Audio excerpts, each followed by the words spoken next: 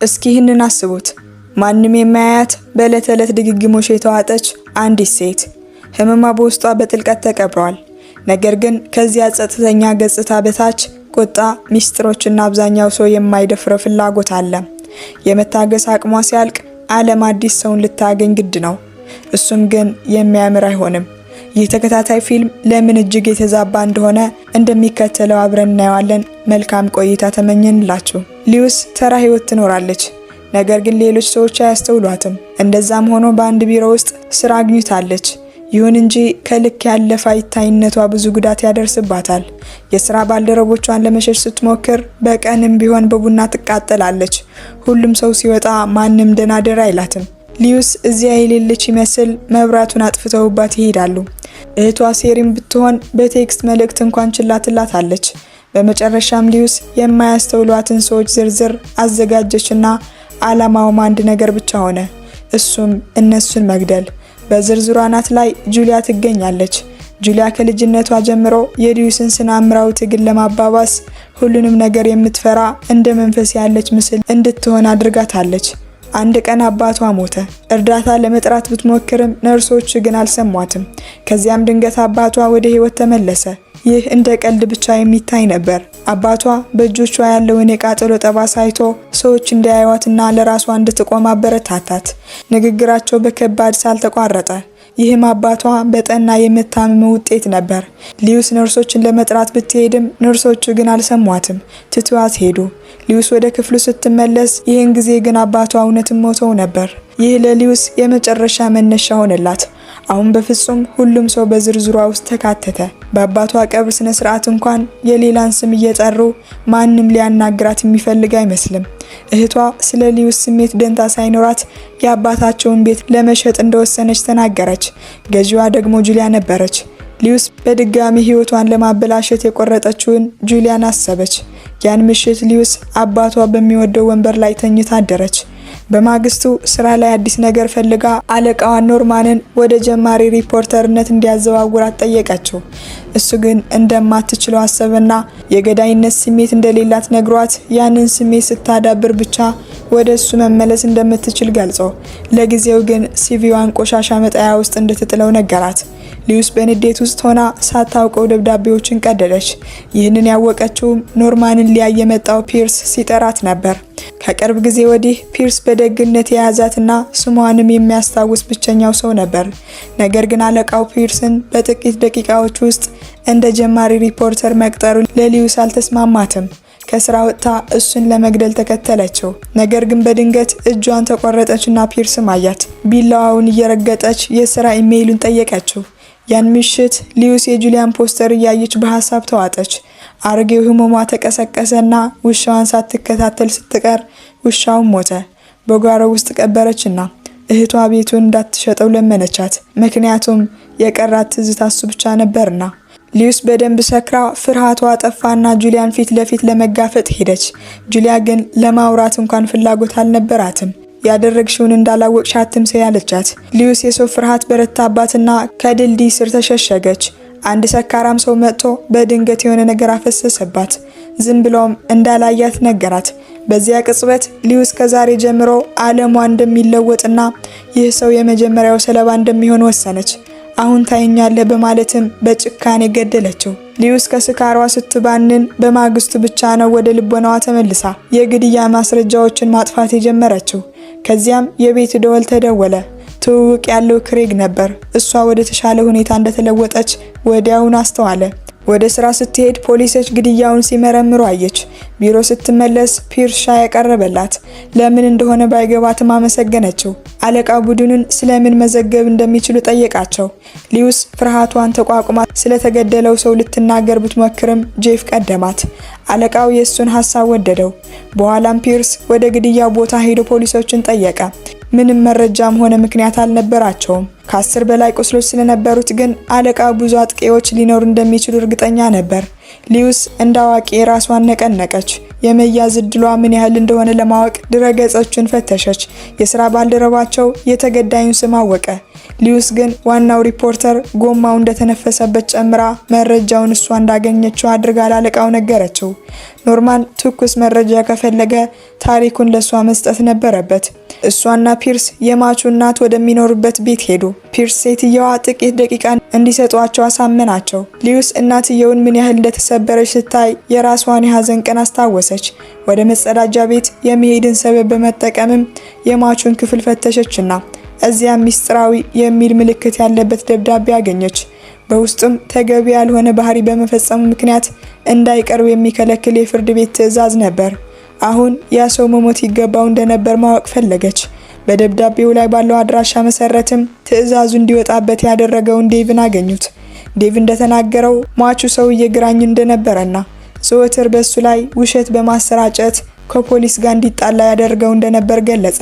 ሊዩስ ልክ እንደ ጁሊያ ያለን ሰው በመግደሏ ዴቭን እንዳዳነችው ተረዳች። በዚያ መሃል ስልኳ ላይ መልእክት መጣ። ጁሊያ ቤቱን ለመገመት እየመጣች እንደሆነ የሚገልጽ ነበር። የግድያ ማስረጃዎችን ለማጥፋት ፒርስ በፍጥነት ወደ ቤቷ እንዲያደርሳት ጠየቀችው። ወደ ስራ ስትመለስ ኖርማን ለምን ለጄፍ እንደዋሸች ሊያውቅ ፈለገና ሊያውቅ ፈልገው ሲጠይቃት ሊዩስ ግን ለታሪኩ ጥሩ አቅጣጫ እንዳገኙ በመግለጽ ንግግሩን አቋረጠችው። ፒርስም ሐሳቡ የእሷ እንደነበረ መሰከረ።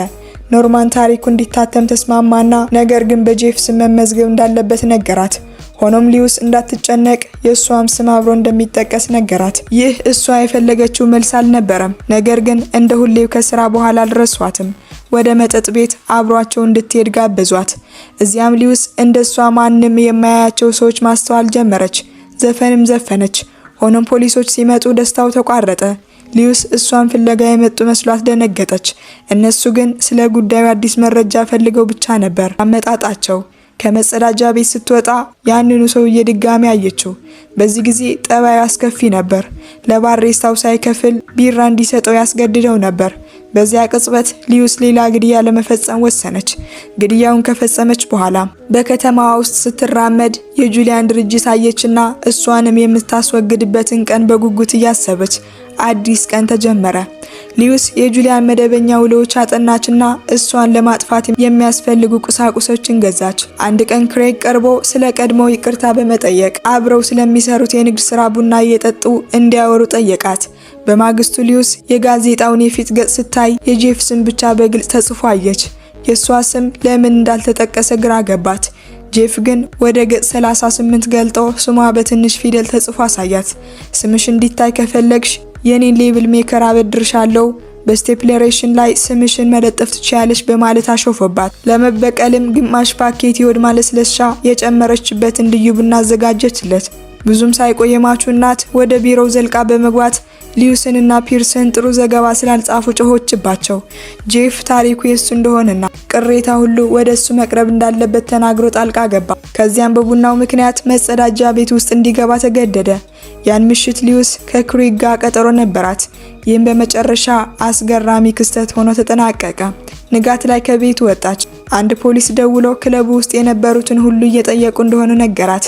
ስልኳን እንዴት እንዳገኙት ባታውቅም መግቢያውን በስልኳ እንደከፈለች ነገራት። ወደ ፖሊስ ጣቢያ እንድትመጣም ጠየቋት።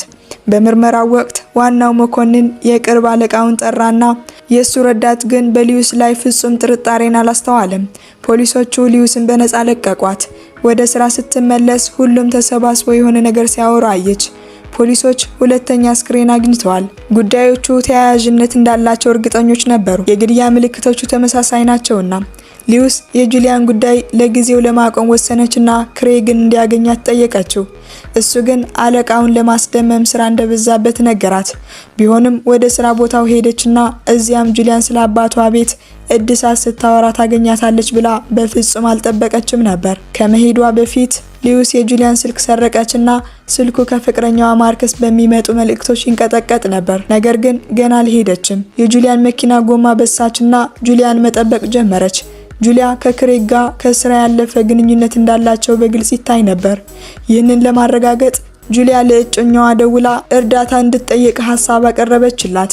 ጁሊያ ግን አልፈለገችም። ታክሲ እንደሚሻላትም ተናገረች። በመጨረሻም ሊዩስ ስለ ቤቱ ሽያጭ ለመነጋገር ወደ ቤቷ እንድትመጣ ጋበዘቻት። ቤቷ ውስጥ እያሉ ሊዩስ ግድያዎችን እሷ እንደፈጸመች አመነችና አሁን የጁሊያ ተራ ነበር።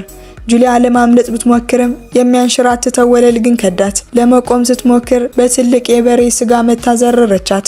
ሊዩስ ጁሊያን ወዲያውኑ አልገደለቻትም። ይልቁንም በመኪና ማቆሚያ ክፍል ጋራዥ ውስጥ አሰረቻት። በስራ ቦታዋ ስለ ግድያዎቹ ብዙ መረጃ እንዳላት ቃል በመግባት ኖርማንን የስራ እድገት ጠየቀችው። እሱም የሙከራ ጊዜ ሰጣት። ሶስተኛ ሰው መጥፋቱንና ቀጣዩ ሰለባ እንደሚሆን ገለጸች። ጄፍ ግን ይህ የማይረባ ወሬ ነው በማለት አጣጣለው። እሱ ከፖሊስ ጋር ግንኙነት ቢኖረውም ስለ መጥፋት የሰማው ነገር ግን አልነበረም። ሊዩስ ግን ፖሊሶቹ ገና ባያውቁስ በማለት መለሰችለት። የጁሊያን የተጨነቁ ጓደኞቿንም አግኝታ በእሷ ላይ ጥርጣሬ እንዳላቸው መረመረችና ደህና መሆኗን ስትረዳ ተዝናናች። እንዲያውም አብረዋት መጠጥ እንዲጠጡ ጋበዟት። ነገር ግን ኢንስፔክተር ፌራል ሊዩስ ዋና ተዋናይ እንደሆነች መጠርጠር ጀምራ ነበር። ፌረር በማርከስ እና በጁሊያ መካከል ችግር መኖሩን ለማረጋገጥ ማርከስን ጎበኘችው። ማርከስ ጁሊያ መልእክቶቹን ማንበብና ስልኳን ማንሳት ስታቆም እንደተጨነቀ ነገራትና ይህም ለሷ ያልተለመደ ባህሪ ነበር አላት። ስልኳን ለመከታተል ቢሞክርም ጠፍቶ ነበር። ሊዩስ ግን ማንነቷ ሊጋለጥ እንደሚችል ምንም ፍንጭ አልነበራትም። ፌራር ሊዩስ ክለቡ ውስጥ ያነጋገረቻቸውን ልጃገረዶች ካረጋገጠች በኋላ ወደ ጁሊያ ስልክ ብትደውልም እንደጠፋች ተረዳች። የአርቶት ክፍሉ የሊዩስን ዘገባ ስለወደደው በኢንተርኔት ላይ ለቀቁት። ሆኖም ደስታዋ በእህቷ ዜና ተቋረጠ። የቤቱን ሽያጭ ለማጠናቀቅ አንድ ባለሙያ ወደ ቤቱ እየመጣ ነበር። ሊዩስ በፍጥነት ወደ ቤት ሮጣ ሰውየውን በረንዳ ላይ ያገኘችውና አባረረችው። ጁሊያ አሁንም ጋራዥ ውስጥ መኖሯን ካረጋገጠች በኋላ ሊዩስ ፒርስን አገኘችው። ጨዋታቸው የሰከረው ክሬግ ሚስቴን አትንካብኝ በማለት ሲጮህ ተቋረጠ። ክሬግ ሊዩስን ለሆነ ነገር ፈለጋት። ፒርስ ምን እንደሚል ስላልገባው ትተዋቸው ሄደ። ሊዩስ ልትከታተለው ብትሞክርም የሰከረውን ማርከስ አየችው። ማርከስ ጁሊያ ቀደም ሲልም ትጠፋ እንደነበርና ሁልጊዜም እንደምትመለስ በንግግሩ መሃል አመለጣት። እሷም ስልኩን ለመበርበርና መጥፎ መረጃ ለማግኘት በሚል ሰበብ ወደ ቤቱ እንዲገባ ረዳችው። ቆየት ብሎ ጁሊያ ለሰዎች የምታሳየው ህይወት ሁሉ ሐሰት እንደሆነ አመነች። ቤተሰቧ በውሸት ምክንያት እየፈራረሰ ነበር። እያለቀሰችም ማርከስ ሊያመልጡት የማይችሉት አውሬ እንደሆነና ሁሉንም ነገር እንደሚቆጣጠር ተናገረች። ሊዩስ ምንም እንኳን ብትጠላትም ልታዝንላት ግን ጥቂት ቀራት።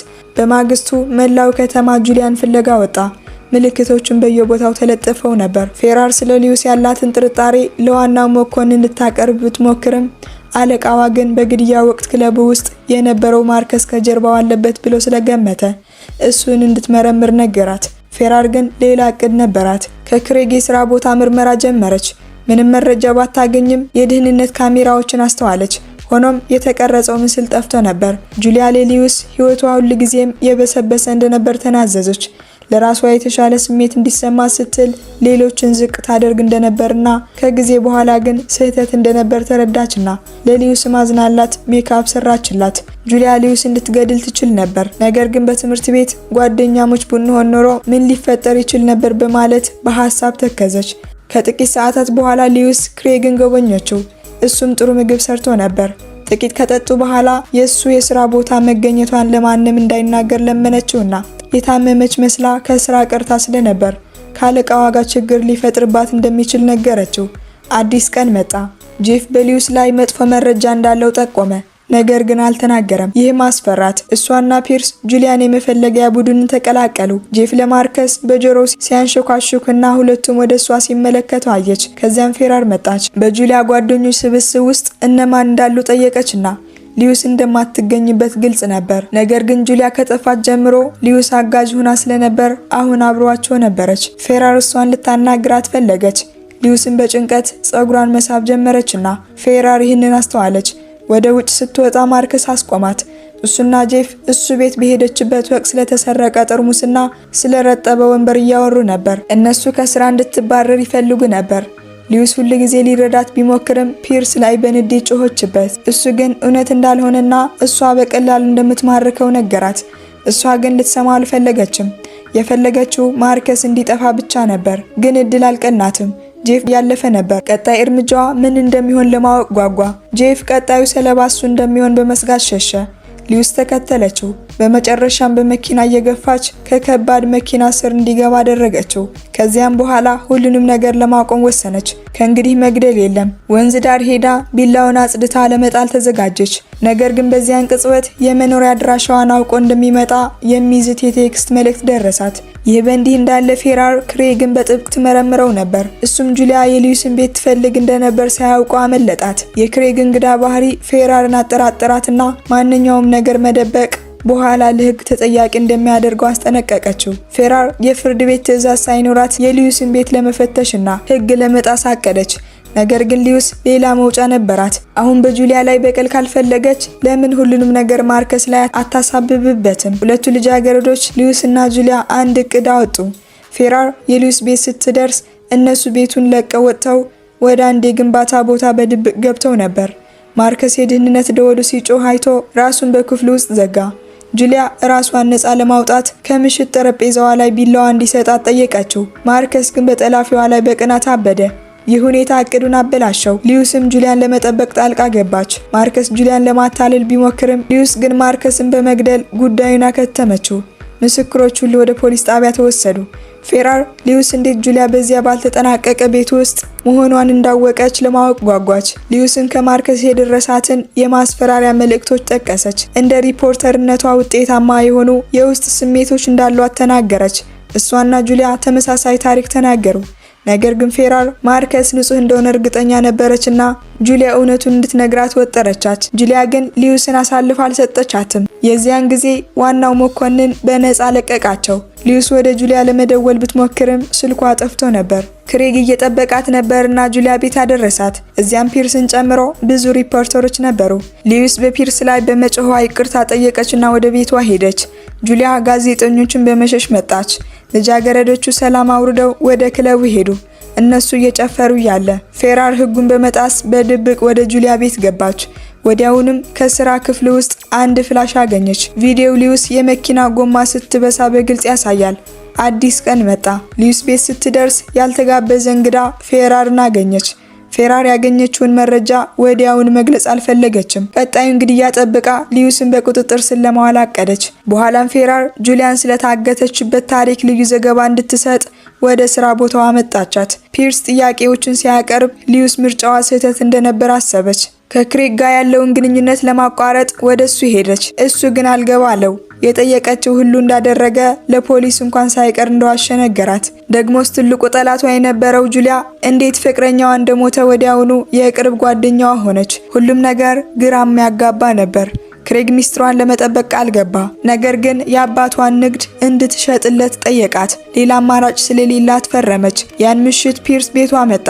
ሊዩስም ከክሬግ ጋር እንደተለያዩ እንደ ቀልድ አድርጋ ነገረችው። በማግስቱ ከባንክ ሂሳቧ ገንዘብ እየወጣ እንደሆነ የሚገልጽ መልእክት ደረሳት። ወደ ጁሊያ ደወለችና ካርዴን እዛው ትቼው ነው ወይስ ተሰረቁ ስትል ጠየቀቻት። አልጋ ላይ እያሉ ፒርስ አንድ የፖሊስ ጓደኛዋ የግድያ መሳሪያውን ፎቶ እንደላከላት ነገራት። በቅርበት ሲመለከተው ግን ደነገጠ። ሊዩስም ያ ቢላዋ ነበራት። እቃዎቹን ማሸግ ጀመረች። እርግጠኛ ለመሆን ቢላውን እንድታሳየው ጠየቃት። ሊዩስ እንደሚረዳት ተስፋ በማድረግ እውነቱን ተናዘዘችለት። እሱ ግን ደንግጦ አውሬ አላት።